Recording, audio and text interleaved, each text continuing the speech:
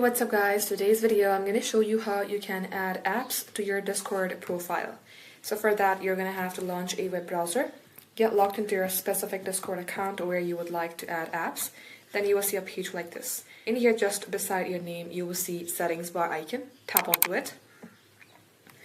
Then select connections. Now in here it says add accounts to your profile. These are the applications that you could add, and if you would like to add more, select view more, like this arrow button. And overall these are the applications that you could add. So let's go ahead and add Spotify. If you would like to add Spotify or any other applications, make sure that you are logged into your account first.